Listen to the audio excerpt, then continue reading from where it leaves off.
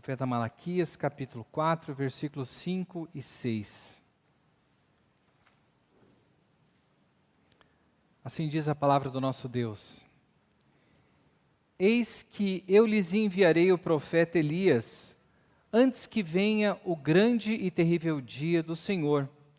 Ele converterá o coração dos pais aos seus filhos e o coração dos filhos aos seus pais, para que eu não venha e castigue a terra com maldição. Oremos ao Senhor. Ó Deus, mais uma vez nos achegamos diante da Tua presença e da Tua palavra, Senhor. E te pedimos, abra os olhos do nosso coração, para que possamos contemplar aquilo que o Senhor tem reservado para nós. É no nome de Cristo que nós oramos a Ti. Amém. Chegamos ao final do livro de Malaquias. E eu quero te fazer uma pergunta. Como que você se sentiria se alguém tivesse feito uma promessa para você, mas essa promessa demorasse muito para se cumprir? Imagine, você está ali, o rapaz e a moça fazem uma declaração de amor, e o rapaz fala, olha, eu te amo de todo o meu coração, e eu quero me casar com você, e eu farei isso daqui a 40 anos. Estranho, não é? Agora imagina que você está precisando de ajuda. Está precisando de ajuda para alguma coisa durante a semana, durante o mês. E seu amigo fala, olha, você pode contar comigo, que eu sou teu amigo, estou aqui para te ajudar. E no ano que vem eu te dou essa ajuda. Nós olharemos para essas situações e acharemos elas absurdas, não é verdade? Porque no final das contas parece que essas pessoas estariam mostrando para a gente que elas pouco se importam conosco. Mas é interessante que é exatamente deste jeito que o livro do profeta Malaquias, ele termina. O livro do profeta Malaquias termina com uma promessa de Deus para o seu povo, mas nós que temos a revelação completa, nós sabemos que essa promessa demoraria pelo menos 400 anos para se cumprir. E depois de cumprida, nós ainda estamos aqui hoje aguardando o grande dia do Senhor, e somente Deus sabe quantos anos nós ainda aguardaremos. Agora veja, quem é que gosta de ficar esperando? No Brasil nós temos bastante fila, né? Eu não gosto de ficar parado na fila, eu creio que você também não deve gostar. Nós não gostamos de ficar esperando para receber um atendimento, mas há outras coisas em nossas vidas também, que nós podemos esmorecer a nossa fé, quando nós voltamos os nossos olhos para as circunstâncias ao redor e nos esquecemos das promessas que Deus ele tem para nós. E Deus nos prometeu que Ele um dia retornaria, que o seu grande e terrível dia Ele chegaria, e nós precisamos nos perguntar como é que nós devemos aguardar pelo dia do Senhor. E o que estes versículos têm aqui para nos dizer? E basicamente a lição que nós veremos aqui nessa noite, do final do livro do profeta Malaquias, é que nós devemos aguardar ao Senhor com esperança no nosso coração, porque o Deus a quem nós servimos, Ele cumpre todas as suas promessas. Sabe por que eu e você devemos aguardar no Senhor? Porque o Deus a quem nós servimos, Ele é fiel à sua palavra, e aquilo que Ele colocou para nós, Ele a cumprirá perfeitamente. Nós veremos como Deus ele fará isso com o seu povo.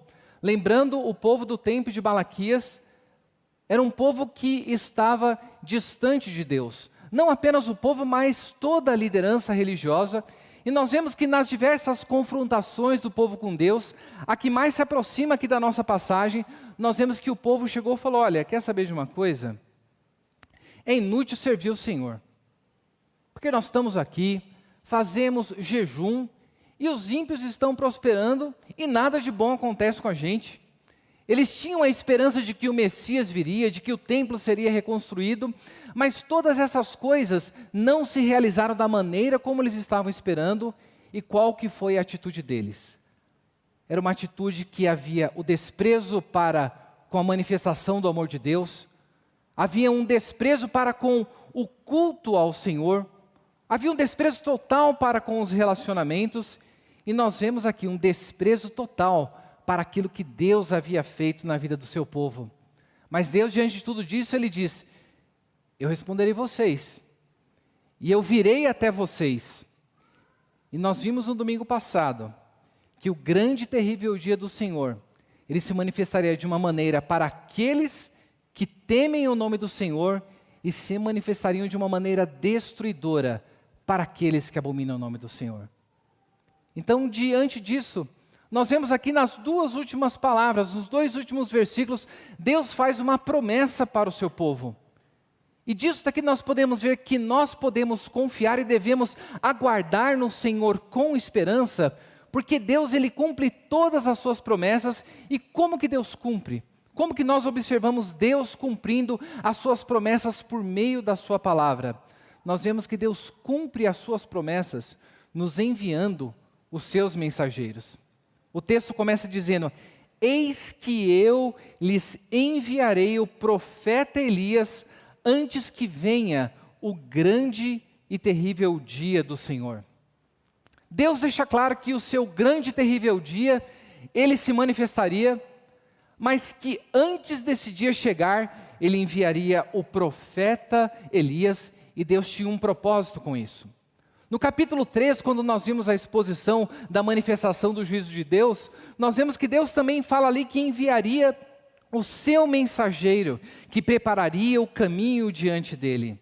E nós vimos lá que esta promessa de Deus fazia uma referência ao profeta João Batista, ao que prepararia o caminho para o Senhor. Mas veja, a palavra de Deus fala que Deus diz: eu lhes enviarei o profeta Elias. E o profeta Elias, assim como Moisés, que entregou a lei do Senhor, e que nós vimos no domingo passado, no versículo 4, a importância da lembrança da lei de Moisés, é alguém muito estimado na cultura judaica.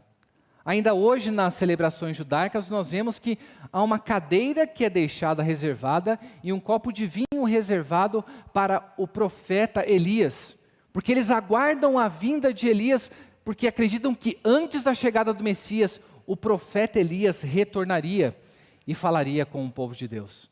Ainda dentro da tradição cristã, mesmo dentro da tradição protestante, nós vemos algumas pessoas que aguardam um cumprimento literal deste texto, esperando que Elias em pessoa retorne. Mas o que será que a palavra de Deus tem a nos dizer? Se Deus ele cumpre as suas promessas nos enviando os seus mensageiros, nós precisamos olhar que, embora estes dois versículos sejam a última palavra de Deus para o povo da antiga da aliança, essa não é a única palavra para nós hoje. Nós temos o todo da revelação. E quando nós olhamos para os dias de Jesus, nós vemos que os evangelhos nos ajudam a entender o que a palavra de Deus estava colocando aqui. Jesus Cristo, quando subiu ao monte e foi transfigurado, nós vemos ali que dois personagens do Antigo Testamento apareceram para o Senhor e conversavam com Ele. Nós vemos que ali Moisés e Elias estavam juntos. E depois disto ocorrer, do nosso Senhor aparecer de uma maneira gloriosa, Ele chega para os seus discípulos e diz para eles: não contem isso para ninguém até que eu ressuscite. Os discípulos, não entendendo nada, eles se voltam para o Senhor e falam: Senhor, mas os mestres não dizem que o profeta Elias terá de retornar antes? Daí Jesus Cristo diz para os seus discípulos: de fato, Elias virá e restaurará todas as coisas. Daí ele diz: eu, porém, lhes digo que Elias já veio e não o reconheceram. Pelo contrário, fizeram com ele tudo o que queriam, assim também o Filho do Homem irá sofrer na mão deles. Então, nessa passagem aqui de Mateus 17, logo após a transfiguração, Jesus Cristo fala: Elias virá e restaurará todas as coisas, mas olha, eu digo isso aqui para vocês, Elias já veio, fazendo uma referência a João Batista, e eles fizeram o que bem entendiam com ele. E nós vemos ali que a passagem bíblica nos diz que os discípulos entenderam que Jesus estava se referindo a João Batista. Muitas pessoas pegam essa passagem para dizer: olha, aqui tem, e os espíritas fazem isso, uma prova bíblica de que a reencarnação, ela acontece. Porque veja, Elias voltou, o próprio Jesus Cristo disse que Elias voltou, mas ele voltou o quê? Reencarnado em João Batista. Jesus Cristo, em outra passagem, ainda em Mateus 11, ele diz para que os seus discípulos compreendam quem era João Batista: em verdade lhes digo, entre os nascidos de mulher não apareceu nenhum maior do que João Batista. Ele fala, desde os dias de João Batista até agora, o reino do céu sofre violência, e os que usam força se apoderam dele, porquanto os profetas e a lei profetizaram até João. E Jesus diz, porque todos os profetas e a lei profetizaram até João, e se vocês o querem reconhecer, ele mesmo é o Elias que estava para vir. Será que o Senhor estava aqui corroborando de que Elias havia reencarnado em João Batista? Quando olhamos para o Evangelho de João, os mestres vêm até João no capítulo 1 para perguntar para ele quem ele era. Eles perguntam, você é o Cristo? Ele fala, não, eu não sou o Cristo. Você é o profeta Elias? Não sou. Você é o profeta? Ele falou, não sou o profeta. Então o próprio Elias, ele recusa essa atribuição que estava sendo colocada a ele, mas claramente em Lucas, no capítulo 1, quando Deus ele rompe o silêncio de 400 anos com o seu povo, e vem ali para Zacarias, e dá a mensagem de que ele teria um filho que prepararia o caminho do Senhor, nós vemos que Jesus Cristo diz na sua palavra, que João Batista, ele converterá muitos dos filhos de Israel ao Senhor seu Deus, e irá adiante do Senhor no espírito e no poder de Elias. Então o que o nosso Senhor estava falando é que João Batista viria, mas na mesma autoridade que Elias lutou para restaurar a adoração verdadeira ao Senhor, João Batista também viria para trazer a mensagem de arrependimento para o povo que se encontrava afastado dos caminhos do Senhor. Então o Novo Testamento deixa claro para a gente que houve um cumprimento na vida de João Batista, e o Deus que prometeu há 400 anos atrás que enviaria o profeta Elias, cumpre isso na vida de João Batista, que veio no espírito e no poder de Elias. Mas a gente tem que parar aqui e falar, tá, mas o que isso daí tem a ver com a gente, né? Então, o que nós como igreja temos a ver com tudo isso? Quando olhamos para o último livro da Bíblia, no livro do Apocalipse, nós vemos lá no capítulo 11 que duas testemunhas aparecerão. E essas duas testemunhas, algo é dito a respeito delas. Você pode ler depois da sua casa, mas no capítulo 11 do Apocalipse, a partir do versículo 4, é dito o seguinte: são estas as duas oliveiras, os dois candelabros que estão de pé diante do Senhor da terra. Se alguém pretende causar-lhes dano, da boca dessas testemunhas sai fogo e devora os inimigos. Sim, se alguém pretender causar-lhes dano, certamente deve morrer. Elas têm autoridade para fechar o céu, para que não chova durante os dias em que profetizarem. Tem autoridade também sobre as águas para transformá-la em sangue, bem como para ferir a terra com todo tipo de flagelo, tantas vezes quantas quiserem. Dentro da tradição cristã, do estudo de escatologia, o estudo a respeito das últimas coisas, nós vemos que a escola que nós entendemos ser a que representa melhor o que a palavra de Deus está dizendo, nós cremos que nós hoje já estamos vivendo os últimos dias. E que estas duas testemunhas aqui possuem características que nos lembram estes dois personagens bíblicos que nós vemos relatados aqui no livro de Malaquias, que são Moisés e Elias. O que Moisés fez quando trouxe o povo à libertação? Feriu o Egito com as pragas, transformou água em sangue no poder do Senhor.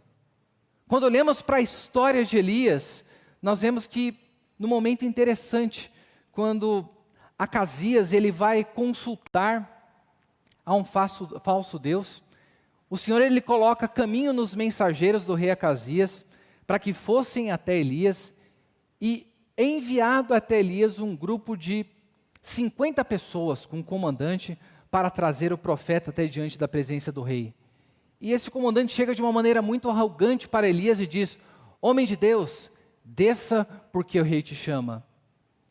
E Elias, de uma maneira muito tranquila, diz: se eu sou homem de Deus, que desça fogo do céu e consuma você e os seus 50. Veio um outro, Da maneira arrogante, da mesma maneira desceu o fogo do céu e consumiu aquelas pessoas. Então, quando nós olhamos para a vida desses personagens e observamos o que a palavra de Deus nos fala no livro do Apocalipse 11, uma referência que está feita a esses personagens é uma referência que diz respeito às testemunhas que Deus colocou na terra para proclamar a sua mensagem. Então é uma imagem que nós temos da igreja de Deus, testemunha fiel contra os infiéis. Tem um livro do William Hendrickson, Mais que Vencedores, você consegue comprá-lo baratinho na Amazon, falando sobre essas testemunhas. Ele nos mostra aqui, que da mesma maneira quando Jesus comissionou seus discípulos e os enviou ao mundo para fazer a sua missão, ele mandou de 2 em 2, da maneira como nós temos as duas testemunhas. Da mesma maneira que Elias fez cair fogo do céu, essas testemunhas com fogo da sua boca consomem aqueles que se opõem à sua mensagem. E assim como Moisés transformou água em sangue, nós vemos que a igreja de Deus recebe o poder do Senhor para trazer o juízo para aqueles que rejeitam a sua palavra. Sabe o que tudo isso tem a ver com a gente? Nós não estamos aguardando a vinda de Elias. Jesus Cristo já disse que isso já se cumpriu na vinda de João Batista. Mas nós vemos que o nosso Deus, através da sua palavra, não tem deixado o mundo sem os seus mensageiros, trazendo a mensagem de advertência para que o mundo se arrependa e se converta ao Senhor. E ao longo da história da igreja, Deus ele tem enviado os seus Elias. Nós vemos na Reforma Protestante, quando a igreja havia se desviado dos caminhos do Senhor, o Senhor levantou os reformadores. Hoje nós estamos aqui, Deus nos usa para proclamar a sua mensagem para o povo, para os seus eleitos que estão espalhados pelo mundo, mas que ainda não se arrependeram dos seus falsos caminhos. Mas algo que nos diz a respeito dessas duas testemunhas no livro do Apocalipse, é que chega um momento em que elas são derrotadas, são mortas, e é dito que os habitantes da terra se alegraram por causa da morte dessas duas testemunhas, realizaram festas e enviaram presentes uns aos outros, porque esses dois profetas atormentaram os que moram sobre a terra. Veja, haverá um momento em que o mundo celebrará o que eles acham que foi a derrota da igreja, que foi a eliminação da igreja sobre a face da terra. E eles celebrarão isso, porque a palavra de Deus nos diz que, para eles atormentaram os que moram sobre a terra. Acabe, quando se deparou com Elias, falou: és tu o perturbador de Israel? Elias falou: não, quem é o perturbador de Israel? É você e a sua casa que tem se desviado dos caminhos do Senhor. Agora, olhemos para nós. Se nós devemos aguardar pelo dia do Senhor, crendo que Deus ele cumpre todas as suas promessas, e que Ele cumpriu a sua promessa enviando os seus mensageiros, como que nós, como mensageiros do Senhor, da nova aliança, estamos sendo percebidos pelo mundo? Elias trouxe uma mensagem que incomodou os seus contemporâneos. João Batista trouxe uma mensagem que incomodou ao ponto da sua cabeça ser colocada em uma bandeja. E nós, como igreja de Deus, como que nós temos sido percebidos pelo mundo? Será que nós temos sido vistos como aqueles aliens que o pastor falou hoje de manhã, que vivem meio como que disfarçado entre as demais pessoas, sem revelar a sua verdadeira identidade, ou temos vivido como peregrinos e forasteiros que testificam a mensagem que o Senhor tem colocado em nossas mãos? Porque o Senhor nos mostrou que nós devemos aguardar com esperança a sua vinda, porque Ele cumpre as suas promessas plenamente. E Ele nos cumpriu aqui no livro de Malaquias, enviando os seus mensageiros. Ele enviou Elias no passado, enviou João Batista no passado, e hoje envia a nós as suas testemunhas para pregarmos o Evangelho. Mas ele nos fala algo a respeito sobre este mensageiro que ele enviaria. Ele diz no versículo 6, ele converterá o coração dos pais aos seus filhos e o coração dos filhos aos seus pais. Segunda maneira que nós percebemos aqui que Deus cumpre as suas promessas, e Ele cumpriu isso na vida dos seus mensageiros e cumpre na vida da sua igreja, a sua fiel testemunha aqui na terra, é que o Senhor cumpre também a sua promessa, e aqui nos é dada uma mensagem de restauração, porque Deus, Ele nos deu o ministério da reconciliação. Como eram os dias de Elias? Se você voltar e ler lá no primeiro livro dos Reis, no capítulo 16, você notará que o problema daquela geração não era um problema que os pais não se davam bem com seus filhos e os filhos não se davam bem com seus pais. Não era meramente um problema de relacionamento. O problema do povo na época de Elias era que o povo havia se afastado completamente de Deus. O rei Acabe havia se casado com Jezabel. Acabe construiu um templo para Baal. Ele levantou um altar para Baal. E ele também levantou um poste à deusa Azerá. E quando olhamos ali para a história do povo de Deus, nós vemos que a própria Jezabel perseguiu os profetas de Deus ao ponto dos servos de Deus esconder esses profetas para que eles não fossem assassinados, Deus guardando o seu remanescente.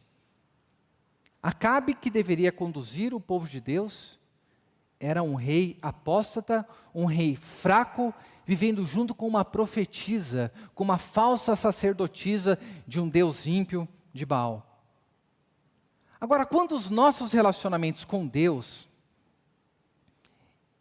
estão comprometidos, todos os demais relacionamentos que temos com os nossos conhecidos, com as pessoas com que nós relacionamos, eles são afetados. Lá no mesmo capítulo 16, nós veremos um personagem, narrado logo depois de Acabe, e o nome dele é Riel. O que esse homem fez? Ali o texto está dizendo que ele reedificou a cidade de Jericó. E quando a gente volta lá para o livro de Josué, havia uma maldição que Josué colocou sobre aquela cidade, dizendo que aquele que reconstruir perderá o seu primogênito ao estabelecer os fundamentos e o seu filho mais moço ao instalar os portões. E o que temos ali narrado em 1 Reis, no primeiro livro dos Reis, no capítulo 16? Este homem edificando a Jericó, e ali o texto diz que ele lançou os fundamentos e o seu primogênito Abirão morreu. Agora pense só, se você estivesse no lugar deste homem e você fizesse parte do povo de Deus, o mínimo que nós deveríamos fazer, se estivéssemos lá, é o que o capítulo 4 de Malaquias diz. Lembre-se da lei de Moisés, seu servo, o qual eu prescrevi no Horebe, para todo Israel, a saber os estatutos e os juízos. A palavra de Deus deveria estar no coração. Será que você, se soubesse dessa profecia, você arriscaria perder o seu filho mais novo instalando um portão? Porque isso é o que a profecia estava colocada ali, a maldição. Estabelecer o fundamento, perderá o seu primogênito. Instalará os portões, perderá o seu filho mais novo. Nós vemos ali que Riel, mesmo depois de ter perdido o seu primogênito Abirão ao estabelecer os fundamentos, ele colocou os portões, e o texto bíblico diz que o seu filho mais novo, Segube, com isso morreu. Note quando o relacionamento com Deus está rompido, todos os nossos relacionamentos demais, eles são também corrompidos. Estes eram os dias de Elias. Eram dias de apostasia, um dia de afastamento total da liderança do Deus verdadeiro, um período total de afastamento das famílias do próprio Deus. E nós vemos que então, a palavra que Deus dá, a promessa que Ele coloca em Malaquias, é que esse profeta, esse mensageiro que Ele enviaria, ele converteria o coração dos pais aos seus filhos e o coração dos filhos aos pais. O que Deus está falando para nós aqui? Quando nós vamos lá para o livro de Lucas, no capítulo 1, Nas palavras que estavam sendo ditas a respeito de João Batista, esse texto de Malaquias, ele é repetido com uma alteração. Nós lemos assim em Lucas 1, nos versículos 16 e 17. Ele, João Batista, converterá muitos dos filhos de Israel ao Senhor seu Deus, e irá diante do Senhor no espírito e no poder de Elias, para converter o coração dos pais aos filhos, converter os desobedientes à prudência dos justos e habilitar para um Senhor um povo preparado. Veja, o que João Batista viria para fazer era preparar um povo para a chegada do Messias. A sua mensagem seria uma mensagem para levar aqueles que estavam afastados do Senhor a converter-se da desobediência e aderir à prudência dos justos. Ele estava ali para habilitar o povo do Senhor, para prepará-lo para a vinda do Messias. Da mesma maneira, hoje, nós vemos que a Igreja de Deus foi presenteada com o ministério da reconciliação. Lá no Evangelho de João, nós vemos que Jesus Cristo, nas últimas palavras para os seus discípulos, ele diz, olha, se vocês perdoarem de alguém alguns pecados, ser-lhe-ão perdoados, mas se os retiverem, serão retidos. A palavra de Deus nos mostra que eu e você, nós somos colocados como esses mensageiros de Deus aqui na terra.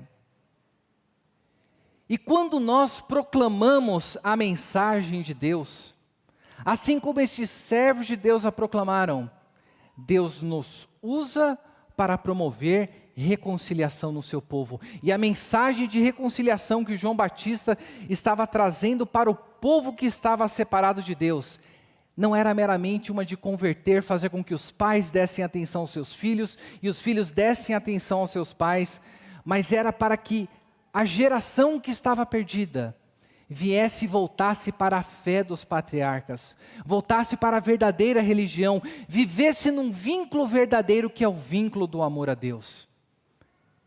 Era para que o povo restabelecesse o relacionamento com Deus da aliança. Sabe por que eu e você devemos aguardar no Senhor com esperança? Porque por mais perdido que esteja o mundo, por mais conturbado que estejam os nossos relacionamentos, a promessa do Senhor aos seus mensageiros é uma promessa de restauração. O Deus que preparou o grande e terrível dia é o Deus que preparou também a mensagem que nos traria a salvação e o Deus também que nos reconciliaria consigo mesmos. O que você tem feito com a mensagem do Evangelho que tem sido colocada a você?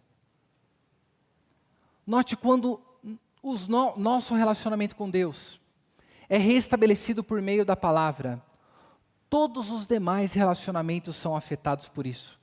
A maneira como nós nos relacionamos com a nossa família, a maneira como nós nos relacionamos com os perdidos, aqueles que ainda não foram alcançados pelo poder do Evangelho, são transformados, porque nós vemos que Deus, que nos resgatou, é o Deus que exorta o mundo para se reconciliar com Ele, por meio de nossas vidas, porque nós recebemos o ministério da reconciliação. Estamos aqui hoje, levantando essas ofertas para missões.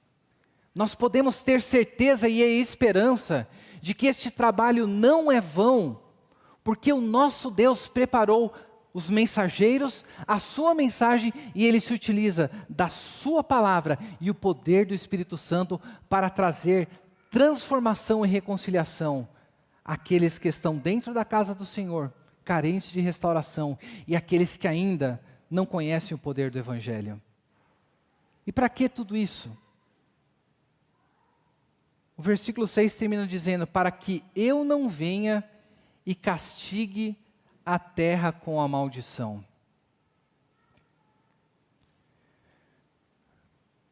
O povo ficou 400 anos sem ouvir a voz do Senhor. Veio ali Zacarias falou sobre o nascimento de João Batista, o silêncio foi rompido. O povo ouviu a mensagem de João Batista?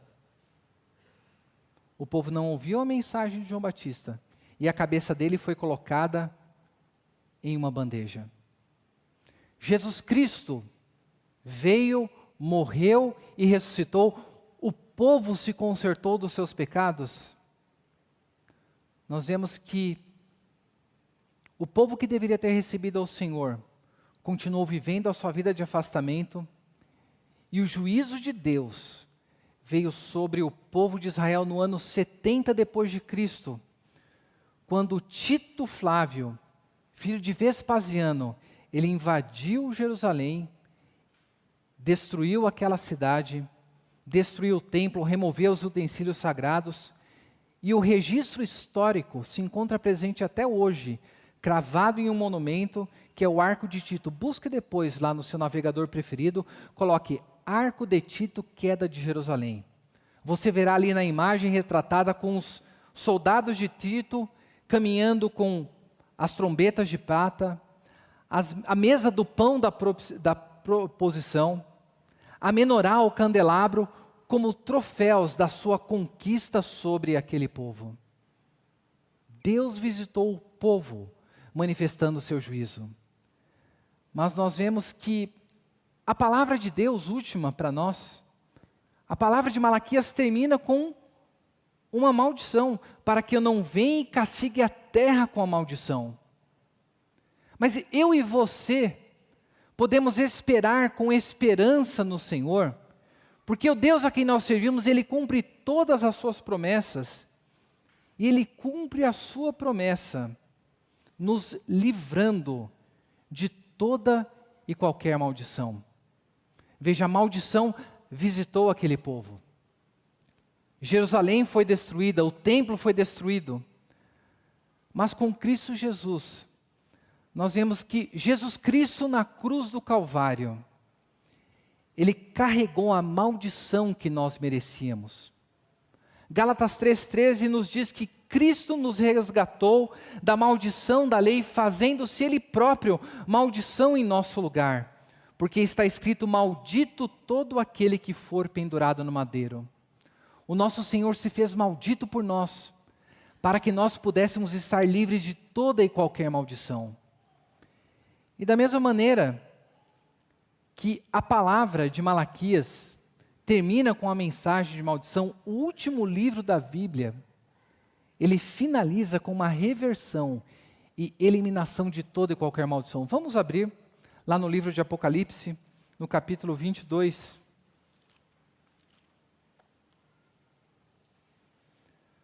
Capítulo 22, a partir do versículo 1 diz: Então o anjo me mostrou o rio da água da vida, brilhante como cristal, que sai do trono de Deus e do Cordeiro, no meio da praça da cidade, e de um e de outro lado do rio está a árvore da vida, que produz 12 frutos, dando seu fruto de mês em mês.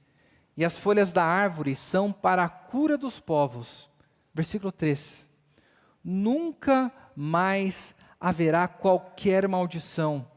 Nela estará o trono de Deus e do Cordeiro, e os seus servos o adorarão, contemplarão a sua face, e na sua testa terão gravado o nome dele.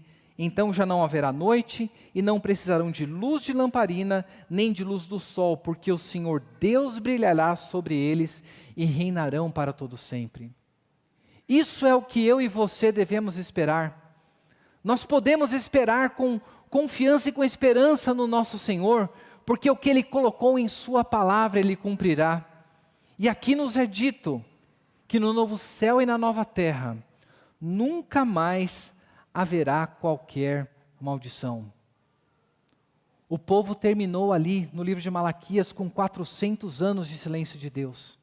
Nós estamos aqui hoje e Deus fala continuamente conosco por meio da sua palavra. Ele falou de diferentes maneiras ao decorrer dos tempos, mas nos últimos tempos nos falou por meio do seu Filho Jesus Cristo. E nos alcançou e nos deu o ministério da reconciliação para exortar o mundo ao arrependimento e ao conhecimento do Senhor. Então, que Deus, Ele nos abençoe, para que nós aguardemos pelo grande dia do Senhor, não como o povo dos dias de Malaquias, com murmuração, com falta de reconhecimento por quem Deus é e pelos seus grandes feitos, mas que nós aguardemos este Senhor com esperança, porque Ele é fiel para cumprir tudo aquilo que Ele nos entregou em Sua palavra. Ele fez isso nos dando os seus mensageiros, nos dando o ministério da reconciliação e nos livrando de toda e qualquer maldição.